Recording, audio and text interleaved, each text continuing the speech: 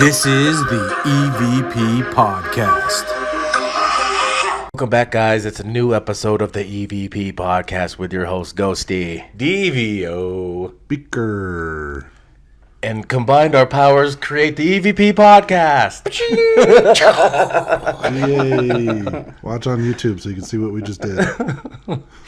All right, guys. This episode is going to be on... Oh, you were so quick. I want to say thanks to Madam Hicks for filling in for me last episode.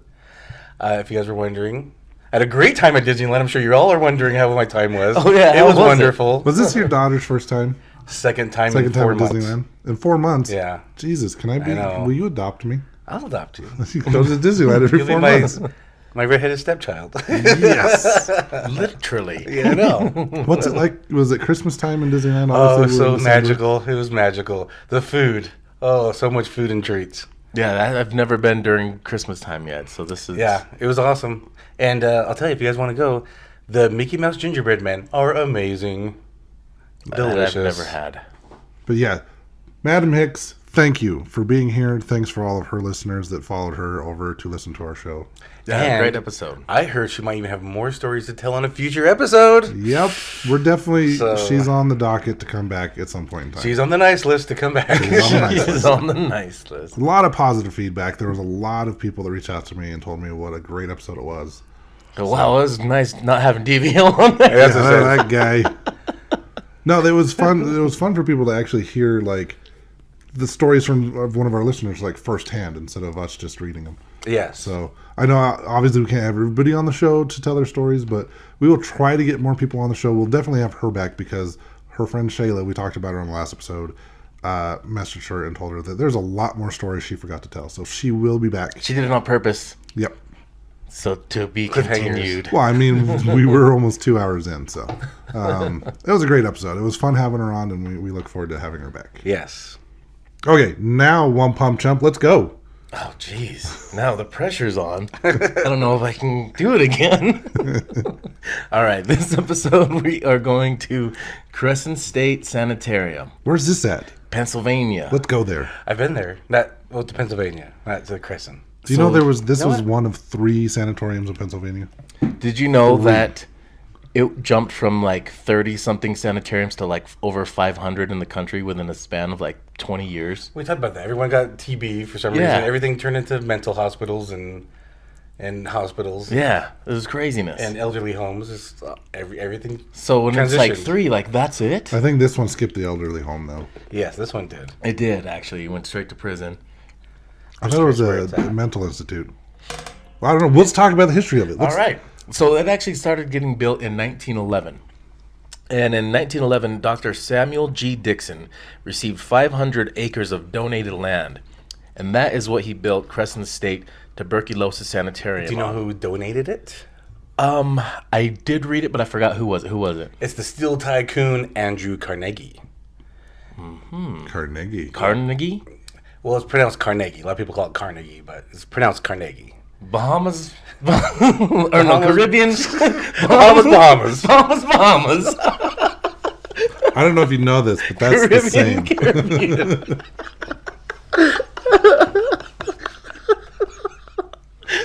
You say potato, I say potato. The show devolved in less than 5 minutes. So it's Carnegie. It's not Carnegie. It's Carnegie. Yes. He donated the land. Do you also know Dale Carnegie? Think and Grow Rich, the book, very popular book. No, I do not. So, I don't know what books are popular. I don't read. okay. You've seen me try to read on the show. Well, they were a very. I can't read Street Glide. They were a very rich family. Okay. And a little bit later, I'm talking about another rich family that you guys might have heard of. Oh, okay. You rubbing shoulders with the Richies over there? Disneyland 4 I try times? to. Is it Tommy Bahama? So anyways. They started building this in 1911. So 1911, he got this land. They also used to call it the Allegheny Tuberculosis Sanitarium. What does Allegheny mean? Because you got trans Allegheny. They said this was Allegheny something. Yeah, I don't know if that's just a name. When I read that, I'm like, wait, did we do this already? We do research. Yeah. But no, it's just another name for it, and it was a tuberculosis sanitarium. So the reason why Andrew Carnegie donated it is because his mom got TB, tuberculosis. Oh, so he wanted. So he wanted like a place to, hey, let's help these patients that have tuberculosis. My mom's got it. Let's try to cure her. And this location, this Cresson State, they are the ones that discovered the vaccine for tuberculosis. Oh, really? Yes. Okay. Fun history facts. Fun facts. All right, so the first patients were admitted in December of 1912, and the construction kept going until about 1916, and the official opening date was December of 1913. But by the early 20s, a significant number of patients had recovered from tuberculosis and took key positions still working in the sanitarium, so they stayed there even after recovering. Children, let's see. And that lasted till about from 1919. That program, because they did a whole nursing school program there on there, and that lasted till about 1952. But children were admitted to the sanitarium for treatment as early as 1915. An entire department devoted to children's care existed until 1950, and then that's when it was converted into a general hospital area for adults. And then in June of 1956, the site became the Lawrence Flick State Hospital, also known Allegheny State Hospital. So there's a river there in Pennsylvania called the Allegheny River. That's probably why it goes. Trans-Allegheny is in West Virginia, so nowhere near this river, but that's probably why this is called Allegheny. Just based off the river. The river could be a like Native American word or something. Yeah. Definitely could be. So this... We're saying it all wrong this whole time. Yeah, definitely. I bet you we are. Yeah. It's Bahamas. Yeah. Bahama. So, the Lawrence Flick State Hospital, which was a psychiatric center that focused on the suffering from mental retardation and illness. And then the site was renamed to Allegheny State School and Hospital in 1964 and Cresson Center in 1970. And then the Cresson Center ceased operation in December of 1982. And then in 1984, the site was renovated to become a medium security prison facility for men known as SCI Cresson. And that facility was opened in 1987. And then there was people like, there was a serial killer, Joseph Callinger. Is that one of the ones that you would? He was housed on suicide watch for 11 years. But I'll let you tell about those guys later. The SCI Cresson ended up closing in June 30th of 2013, and then it went up for sale and was bought by a Big House Produce, and it's now being used for agricultural projects, and they do tours, a lot of paranormal tours, a lot of history stuff, and you can actually do investigations there now. This place has been only closed for 9 years and it looks like shit. Yeah, like it looks like it's been closed since the 60s. Yeah. And it's like, what? It deteriorated so quick. They were like, we want to make this look haunted. Let's trash the place. Like I was trying to find like some older videos. I found videos that were 4 or 5 years old. So that means it's only been closed for 4 or 5 years at this point. And it looks like shit in 4 or 5 years. Like paint is just all peeled off. Everything's rusty. Maybe that was like it was already happening while it was still running. Most likely, they probably just stopped putting funding into keeping it restored like, let's just upkeep. Probably why they closed walk it. out. They're just criminals, just guys. Yeah, as long as the water runs, they're fine. Running. We don't need. So let's talk about some of those prisoners. These prisoners that who are these guys? Well, you just mentioned Joseph Callinger. So Joseph Callinger, so when he was born, his dad bounced. His mom couldn't do it by herself. Put him up for adoption. He was adopted by an Austrian family, and they pretty much just tortured this kid. They made him kneel on jagged rocks. They whipped him. They made him eat his own shit. Like what? Yeah, like they tortured. They made him sleep in. Sorry. They made him sleep in closets. Like they just tortured him. He couldn't wait to leave.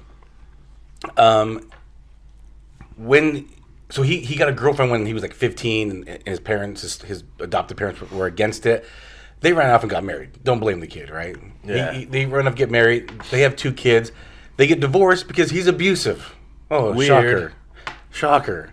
So he's abusive, domestic violence with his wife. They divorce. He gets remarried, has 5 more kids with his second wife. He ends up taking out a big life insurance policy out on his family. Soon after, his Joseph Jr. ends up being murdered. Found in a warehouse. His kid, yeah. And he just was like, he ran away. And then there's questioning of whether he did it because he took out a big life insurance policy and then maybe killed his kid to collect on the life insurance. Oh, what? Yeah. All his kids have come forward and just said how he's abusive. Obviously, his second wife divorced him as well. And went through mental issues. Joseph, with one of his other sons, Michael, they broke in to 3 places, 3 homes, tied people up, raped them, abused them, tortured them, killed some of 1 or 2 people. He was arrested. Him and his son, they got away because one of the people they tied up, she got hopped out of the door and was screaming. So when the neighbors heard her screaming and they called the police, so Joseph and his son Michael, they bounce, jump on a bus, they get caught, and so Michael, the son, he just was like pleaded like, hey, I just did what my dad told me. So he kind of. How old was the son? 12. Holy shit! His son was 12. And so Joseph, he gets 13 to 30 years, but he's criminally insane now, and so he also tried committing suicide. He also committed arson. So he was on suicide watch until he died there in Cresson or Allegheny, whatever it was called at the time. Nice. I think it might even have had another name. So yeah, I mean, he starts off like poor kid, and then turns out being freaking psycho. Yeah. Yeah. Understandably, but also, yeah. It kind of sucks, right? I blame it on his adoptive parents, really. Right. Because if they probably treated him well, maybe this probably wouldn't have happened. Who knows? But what's crazy is how these parents that adopted him, did they have kids of their own? I'm guessing I not. don't know. I don't know. What makes people crazy like that to where they're both in on it? Like they both. Ugh. Yeah. Drugs, sex, and rock and roll. Yeah. This was, I don't know, before that. So yeah, so he died there on suicide watch the whole time, and there was a whole book. Somebody came in and wrote interviewed him. They had a relationship, not like, I don't think an intimate relationship, but a friendly relationship because they went in and interviewed him a lot. Wrote a book, and there's a whole bunch of issues with royalties and who gets money and things like that. But there's a book about it, so I don't have it on me. And then the other person that also was there was John DuPont from the DuPont family. The soaps or what is yeah, it? all sorts of chemicals. Okay. Yeah, soaps. They merged with Dow Chemical, but yeah, soaps and all sorts of chemicals and adhesives and lacquers and all sorts of stuff. So DuPont, you've heard of DuPont. Yeah, Also, like motor oil and stuff. yeah, they did stuff with oil. General Motors, they did things with General Motors. So yeah, so John DuPont, member of the family, very wealthy. He was very interested in wrestling. Donated a lot of money to, I think, West Virginia College. Can't remember, but there was a college that he donated a lot of money to. It could have been even somewhere in Pennsylvania, but anyway. So John DuPont, I'm not sure, is it John? Yeah, John DuPont. He got into an argument with one of the wrestling coaches, and so John DuPont's security was with him, and the coach's wife was there. They had an argument, and John DuPont shot the coach right there in the driveway.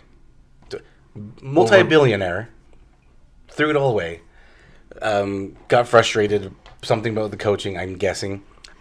If you want to know the whole story, there's a movie about it with Steve Carell called Foxcatcher. Oh, I thought that was more of like had to do with like molesting and stuff. I don't know, but that's probably why why he shot him. Oh shit. Okay. I had no idea. Got into. I heard all it's a good that. movie. I haven't seen it, but now I want to watch it. I've heard good things about the movie, but the movie is based kind of on this story a little bit. Interesting. So he also, I think, is considered criminally insane. I guess he was a really great guy though. Like everyone was like, this is not like him. Like they think that one of his securities were in his ear, maybe kind of influencing him. Like you gotta kill this guy's ass. Yeah. So they said this is not like him. This is very unlike of him. I don't know him, but yeah. So anyway, He was also there. He might have died there. I can't remember, but yeah. So pretty interesting stories. That is pretty nuts. Some histories Yeah. on those criminals. Do you have any stories of any hauntings or about the creeper? No. Well, there's a creeper there. Doesn't all these sanatoriums or prisons have a creeper? I know in Destination Fear they talked about the mimic. Oh, yeah, that did happen there. I just heard that. What happened? A lot. So there's it's Cool. That was cool. I know that's how I roll. I'm gonna leave you in suspense. So there's a spirit there they were calling the mimic. I don't remember why they initially were calling him the mimic, but I do remember some of the incidents that happened on this episode of Destination Fear. It's actually a 2-part episode. Really good watch if you like seeing people run around screaming at themselves in the dark. No, it's actually a good episode. A lot of interesting things. They did talk about the 2 inmates that you just mentioned, but there was a spirit they called the mimic, and their first kind of like encounter with this spirit, there was earlier in the night. One of the guys was trying to talk to and communicate with what he thought was a spirit in the hallway with him, and it's like, can you repeat my knock? Can you do what I do? And he goes kind of like that, like one knock, and then like a little bit of a pause, and then 2 knocks right after. Mm-hmm.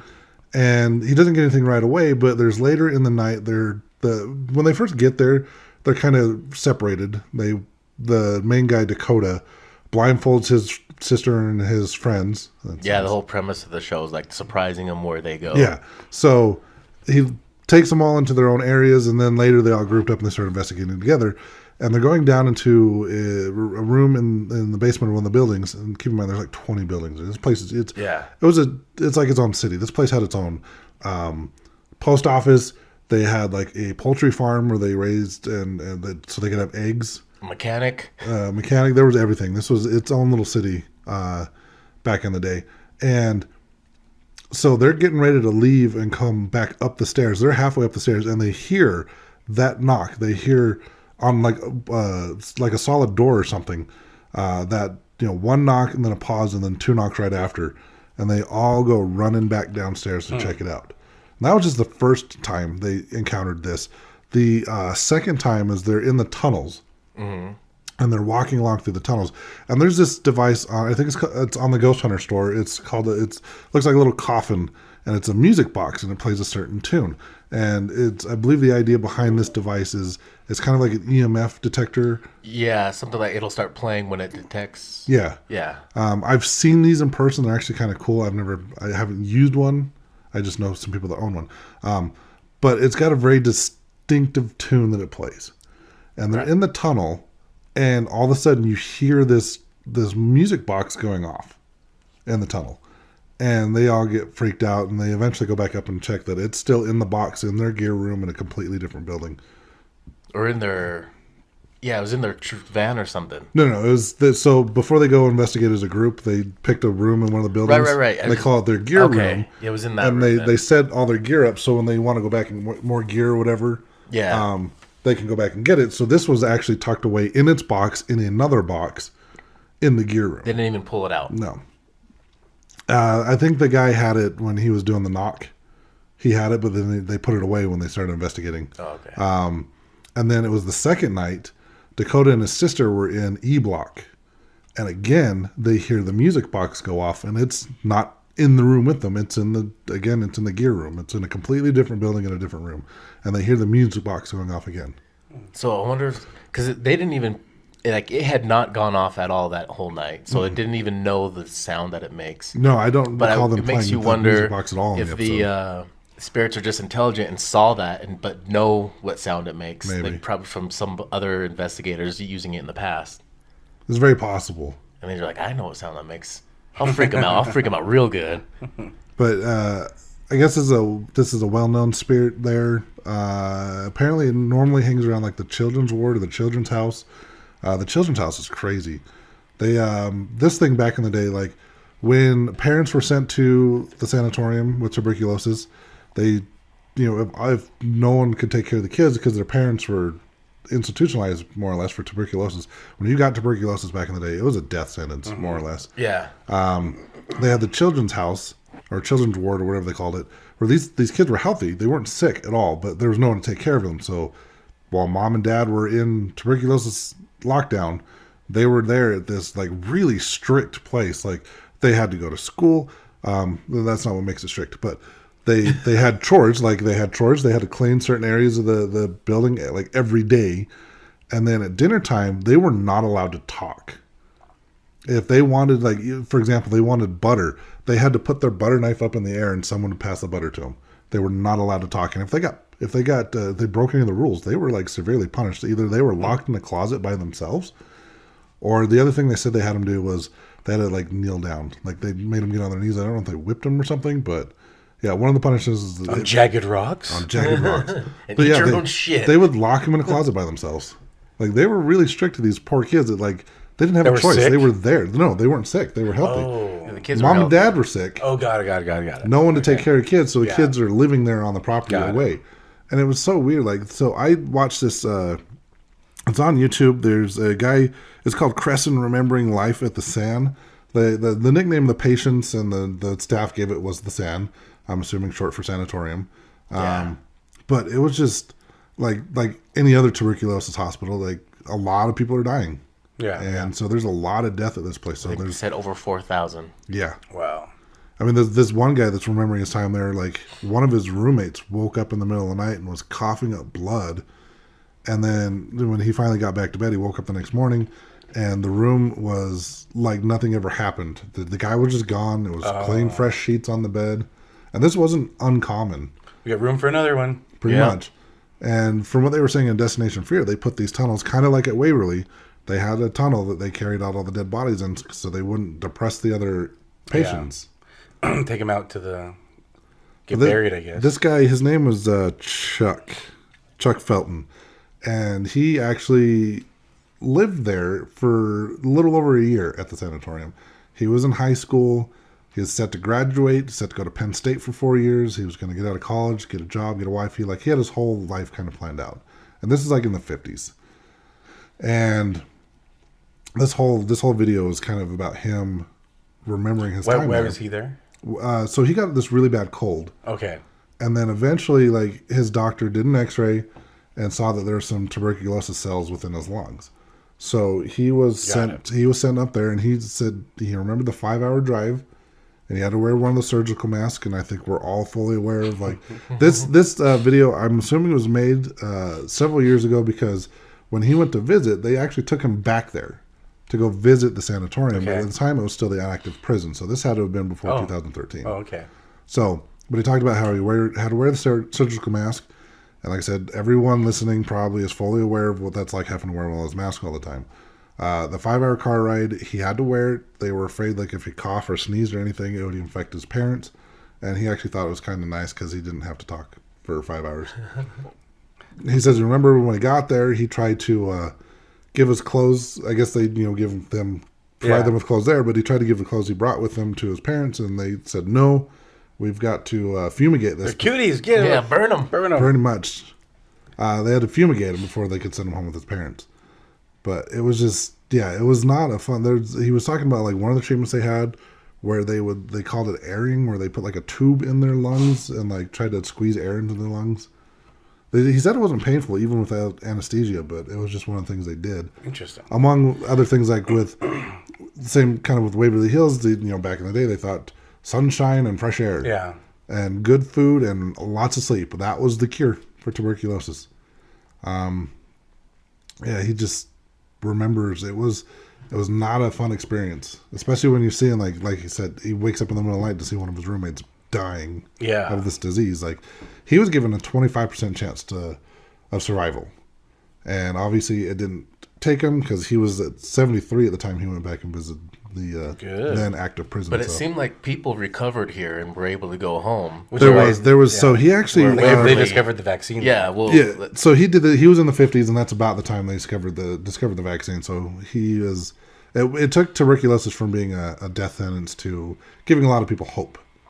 when they found this this more or less cure for tuberculosis. Yeah, because Waverly was you never left. Right, right. And it was the same thing at Waverly, like in the 50s, 60s when they came out with this vaccine, like people started getting better. That's why Waverly closed down as a sanatorium. Same with the Cresson.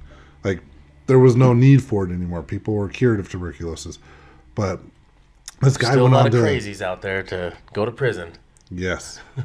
This guy ended up creating a website, and I can't find the website that he made, but he wanted to connect with other people that were patients there. And he was thinking he'd get like maybe one or two people would respond. Apparently, at the time this video was made, over 200 people had responded and were sharing their stories of their time at the Cresson. Interesting. A bunch of death stories. Yeah, the dead people were sharing their stories. Yeah, no, talking about their No, it was people dying. They're dead roomies. Probably. There was a lady that was there for like 5 months, and she was cured. She was 22 when she was sent there. Oh, good. But yeah, it's just people recounting their time there at Cresson. So you mentioned the tunnels. So yeah, the tunnels were used to move bodies around underneath the building. Also, when they got too much death at a time, that's where they stacked the bodies as well. They were just kind of stacked in the basement, in the tunnels until let's just start cremating them. So they just threw them in the incinerators. They also buried site. some in the hill off to the side of the property for like the family members. Well, for people who didn't have family to claim them. Yeah. So I was watching an interview with one of the managers of the current hydroponic company that owns it now, and they're all agriculture scientists, right? They're building hydroponic for medicinal uses and hemp and things like that. So they don't really believe in ghosts. They're like, we're scientists. But every single one of us have had experiences where you can't really explain.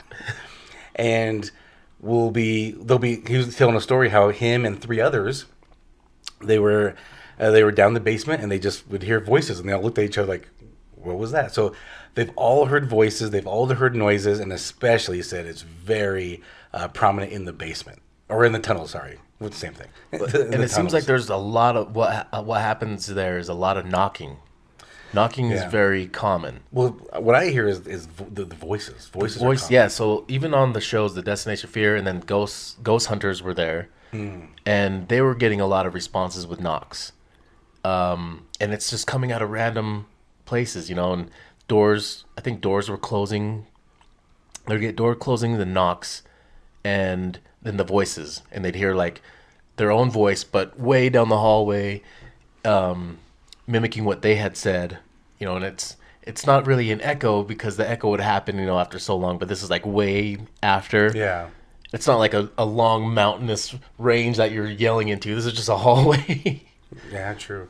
I was watching another investigator, and she refuses to go down the basement. She's like, we will not go down the basement. But she was saying that she went to the End of Life building, and the End of Life building, which is already a weird name for a building. That already gives you the creeps. Right. Was it called that during the time it was open? I don't think so. Maybe, I don't know if that was the nickname for it. Like, the nickname was the Probably Sand. called it the hospice building.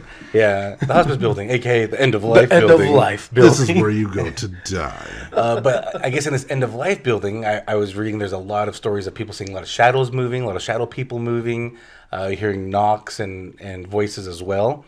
But she was saying that her and some of her investigators, they were just asking questions. So I'm guessing they were doing an EVP session. That's my guess. She was talking to a news outlet. And she said we were just asking questions. And then we're just standing there in the End of Life building. And then a door she goes, I saw it. It just slammed. And she said she saw it. That would be badass. Yeah. So there's a couple videos on YouTube also of just nothing but like over an hour long of ghost spirit box responses. There's a couple different videos, and it's just like just the evidence, and it's just nothing but responses. And then there's even some of like that people getting cursed out. Oh. So some of the things I thought were interesting in Destination Fear, there was in the second day they were back in the tunnels during the daylight, during daytime.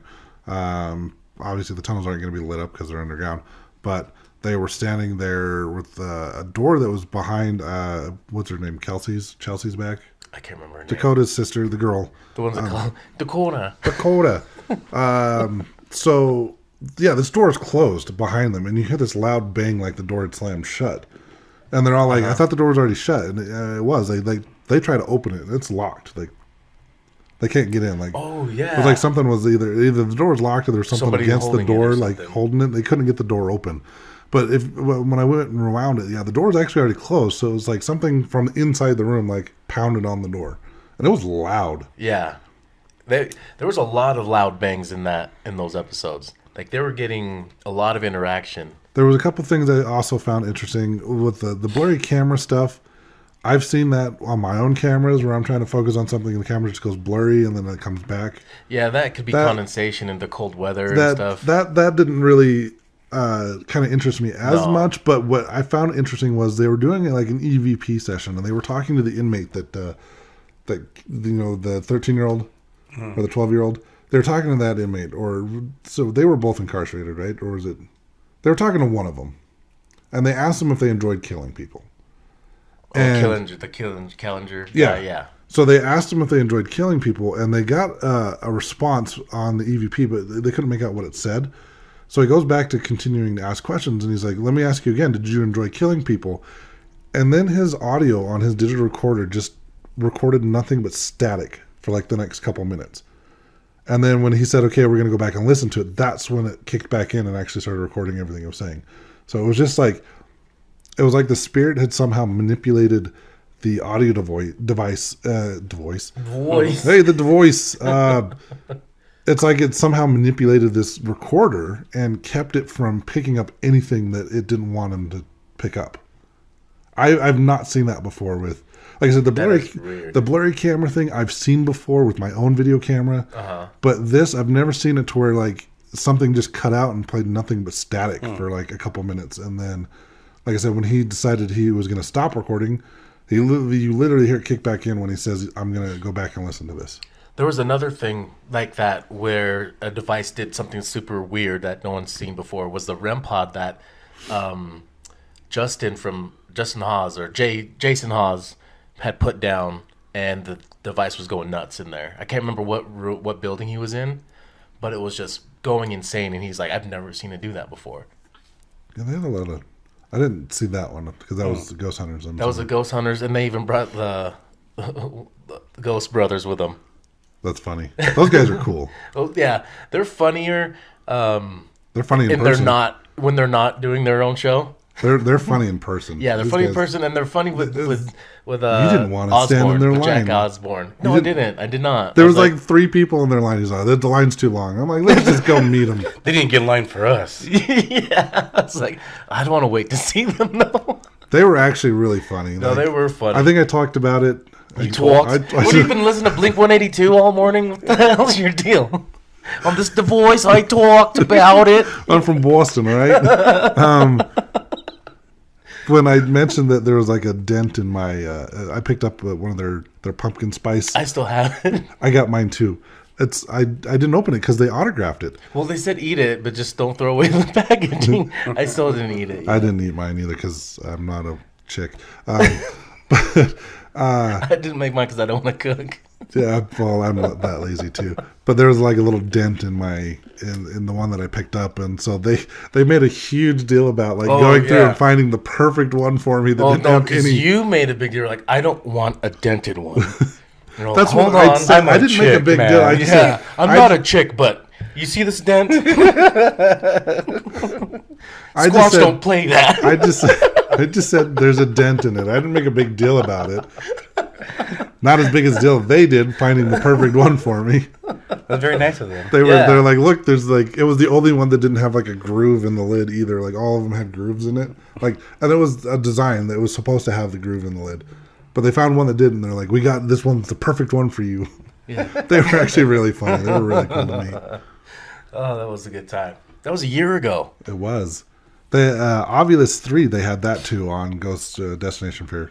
Yep, Destination Fear. Ooh, with a chair? Yeah, they were talking about, they found a random chair in the tunnel. They were like, is this the chair we put you in? They're like, no, it's not the same chair. And then shortly after, the Ovilus popped up and said chair. No, like right as they were doing that. Yeah, they said shortly after. Same thing. As they were just kidding. As they walked down the hall like another 10 feet. Was it after they It had was walked after away? they had They walked walked away away. already? Oh, okay. It said chair, and they all freaked out. And then they started. That's when they heard the music box go off. Right. Yeah, they heard it go off again. That was the second time. That was the first time. Was it the first time? Yeah, the second time was the second night Ah. in E Block. E Block. E Block. But yeah, that was. I Blocka, mean, it was. blocka. It was Blocka, Blocka. Gratata. What just happened? Blocka. Bucking off shots, homeboy. Yeah, come on. Do some gangster shit over here. Okay. Squatch don't play that. Scotch, don't play that. Squatch don't play no gangster shit.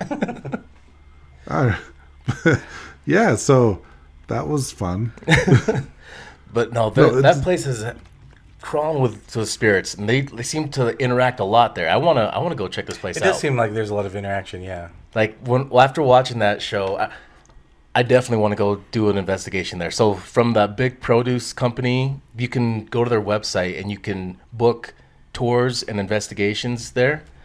They do private investigations right now. You could book the whole place for like $600 a night during the weekdays. Yeah, I saw something. I'm trying to see if I can find it. I saw something about renting it out too. And so Or- like you can rent it all out with your own group for $600, but you might be crossing paths with other groups. Yeah, it looks like there's a group nearby, and they'll do it for $149 a person for the night. Yeah. And then they do investigate. where you can do it privately. I think it was like over $1,000 to get the whole place to yourself.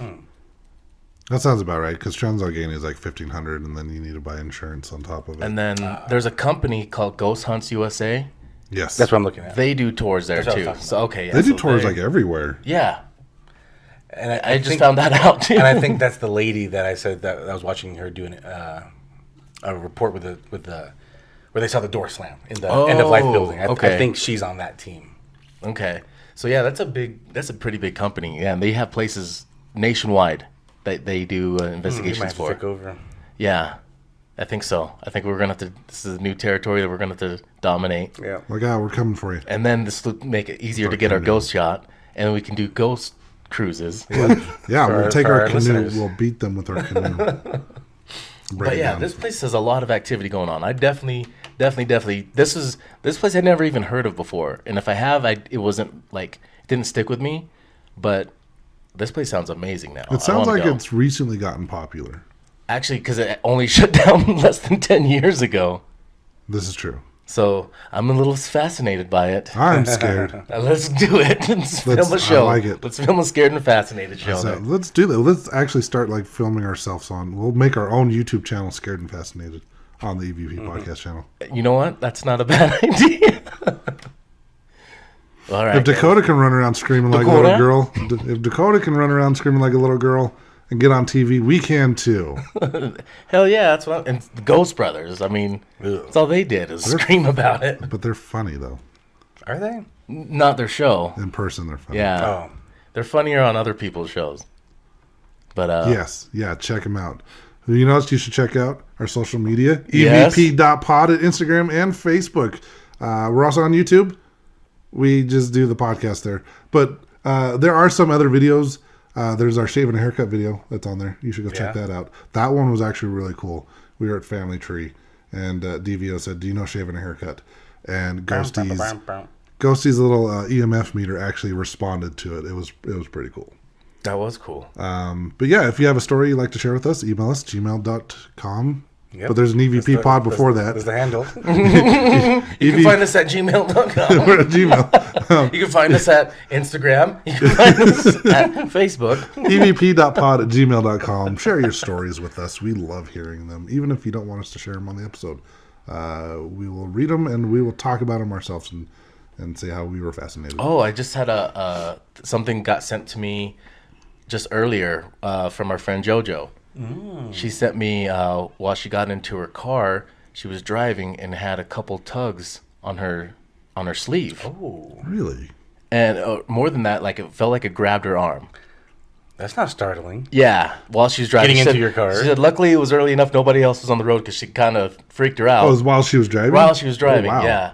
And then she was trying to rationalize the whole, okay, what could have Yeah. done it? Because I was thinking too in my head, like, okay, I would go through all the things, what could have caught my Right, arm. She did that. She did all that, and she shouldn't put put her thumb on it. So, you know, what do you do from there? You just kind of accept this was paranormal. Yeah. Interesting. That is very interesting. So go to our link tree, click on that Ghost Stop link, and buy some gear. That's where we get all of our cool stuff. All right, guys, ghosts, you don't play that. Peace out, butterflies. Bahama Mama. This is the EVP Podcast.